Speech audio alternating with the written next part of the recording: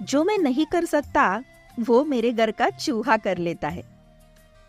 जो इस देश का सामान्य आदमी नहीं कर पाता वो इस चूहे ने मेरे साथ करके बता दिया।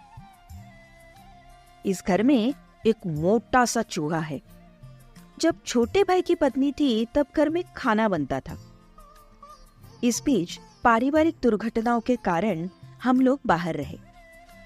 इस चूहे ने अपना यह अधिकार मान लिया था कि मुझे खाना इसी घर में मिलेगा। ऐसा अधिकार आदमी भी अभी तक नहीं मान पाया, चूहे ने मान लिया है। लगभग 45 दिन घर बंद रहा।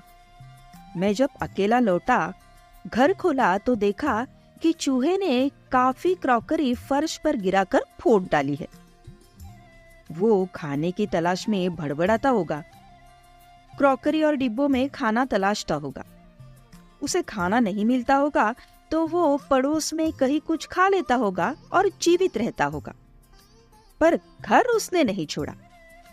उसने इसी को अपना घर मान लिया था।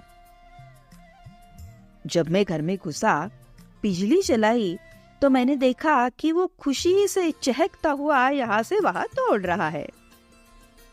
वो शायद समझ गया था कि अब इस घर में खाना बनेगा, डिब्बे खुलेंगे और उसकी खुराक उसे मिलेगी। दिन भर वो आनंद से घर में घूमता रहा। मैं देख रहा था। उसका उल्लास मुझे अच्छा ही लगा। इस घर में खाना बनना शुरू नहीं हुआ। मैं तो अकेला था। बहन के यहाँ, जो पास में ही रहती है, दोपहर का भोजन कर लेता। रात को देर से खाता हूँ, इसलिए बहन डिब्बा भेज देती रही। खाकर मैं डिब्बा बंद करके रख देता। चूहे राम तो निराश हो रहे थे। सोचते होंगे ये कैसा घर है, आदमी आ गया है, रोशनी भी है, पर खाना नहीं बनता। खाना बनता तो कुछ बिखरे दाने या रोटी के कुछ टुकड़े ही मिल जाते। मुझे एक नया अनुभव हुआ। रात को चूहा बार बार आता और सिर की तरफ मच्छरदानी पर चक्कर कुलबुलाता। रात में कई बार मेरी नींद टूटती। मैं उसे भगाता, पर थोड़ी देर के बाद वो फिर आ जाता और मेरे सिर के पास हलचल करने लगता। वो भूखा था, मगर उसे सिर और पाँव की समझ कैसे आएगी? वो मेरे पाँव की तरफ गड़बड़ नहीं करता था, सीधे सिर की तरफ आता और हलचल करने लगता। एक दिन वो मच्छरदानी में घुस गया। मैं बड़ा परेशान हो गया। क्या करूं? इसे मारूं? और ये किसी अलमारी के नीचे मर गया तो सड़ेगा और सारा घर दुर्गंध से भर जाएगा। फिर भारी अलमारी हटाकर निकालना पड़ेगा। चूहा दिन भर भड़बड़ाता और रात को मुझे तंग करता। मुझे नींद आती, मगर चूहे राम फिर मेरे सिर के पास बड़बड़ाने लगते। आखिर एक दिन मेरी समझ में आया कि चूहे को भोजन चाहिए। उसने इसको अपना घर मान लिया है।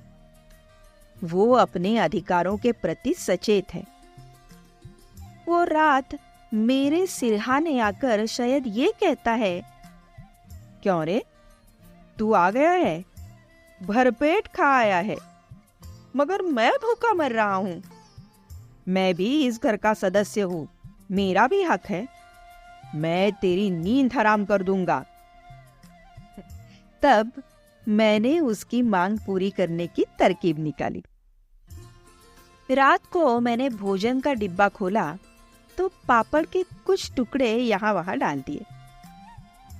चूहा कहीं से निकला और एक टुकड़ा उठाकर अलमारी के नीचे जाकर खाने लगा।